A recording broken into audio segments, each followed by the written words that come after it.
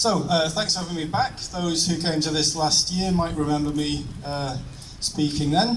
At that time I spoke about the emerging trend across certain regions of our country for bumping, walking and cycling up the transport agenda. And that's a trend that we've seen across the country continuing this year. In fact, Greater Manchester hosted the very first summit of walking and cycling or active travel commissioners the country has ever seen.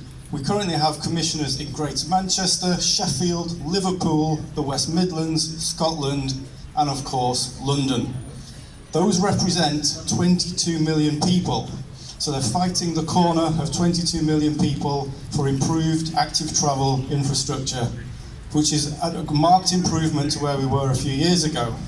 However, that means we've got 40 million people who don't have anyone in their corner for that agenda. So that's why we need national action to get this implemented pretty much wherever you live. It shouldn't be a lottery. Just to give you a few ideas about what's going on in Greater Manchester, Chris Boardman is our Walking and Cycling Commissioner, possibly the most prominent cycle advocate in the country. His method is quite interesting. He's calling the council's bluff. What he does is he says, build some cycling and walking infrastructure. They say, we haven't got any money. He goes, I've got some money. You can have it if you build it to the right standard. They say, we haven't got the expertise to build it to the right standard. And he says, I will give you that expertise. So by stripping back those layers, we actually get to the crux of the matter. And I'm sure we all know what that is here. It's political will, fear of the backlash, fear of change. So how do we go about winning politicians over? How do we convince them that there's a demand for this? This is a question that a group of us in Manchester asked ourselves at the end of 2018. And we decided the answer was to set up a campaign group that was pushing this car-free agenda. So what we decided to do was not to set up a traditional cycling campaign, but something of a slightly different flavour. What we were interested more in is getting people on side to campaign for better everyday journeys and better places to live. In Greater Manchester, and I'm sure this is a figure that's repeated across the country, 250 million journeys a year are made by car of less than 1 kilometre. If you can win those people over for those journeys, then you can start getting them thinking about bigger trips. So we set up a group.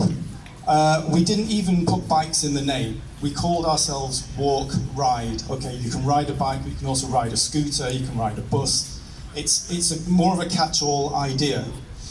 We set up last December and we've already got 25 hyper-local groups.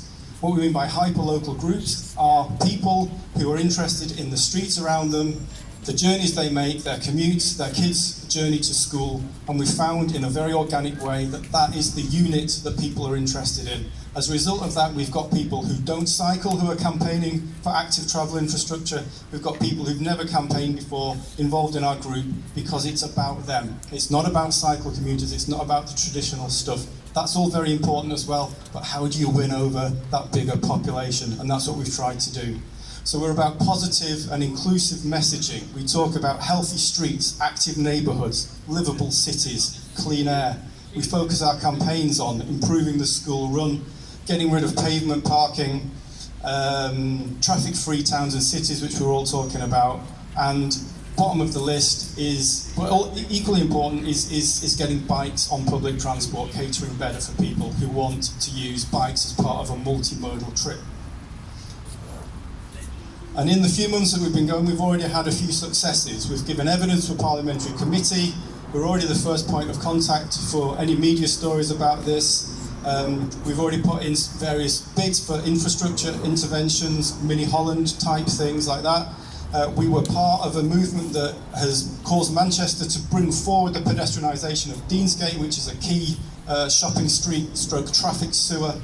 Chris Boardman endorses our group, and a really big impact that we've had is linking up with other community groups across Manchester and the wider region who are interested, not necessarily in cycle lanes, but are interested in better places to live for them and their families.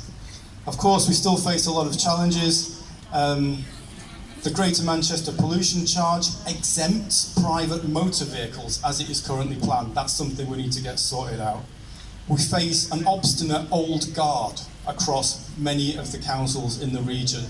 And we face a huge disparity in the interest of the 10 councils in Greater Manchester in this agenda.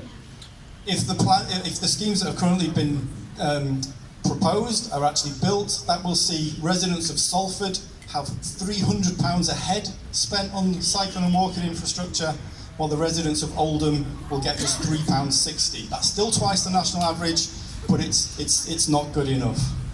So that's where we are. We've got a new campaign group, we're pushing this agenda, there's still a lot to do, and we're doing what we can. And we absolutely subscribe to the goals that are being advanced today. Driving needs to be disincentivised massively. Public transport needs to be incentivised. We have in Mayor Andy Burnham somebody who wants to push this agenda forward. Unfortunately, he doesn't currently have the powers to, but it is something that we're all working towards. And the last thing I'm going to say is we think, obviously we believe that walking and cycling should have the funding that it deserves to make it the option that people need for their first journeys. Okay, thanks for listening.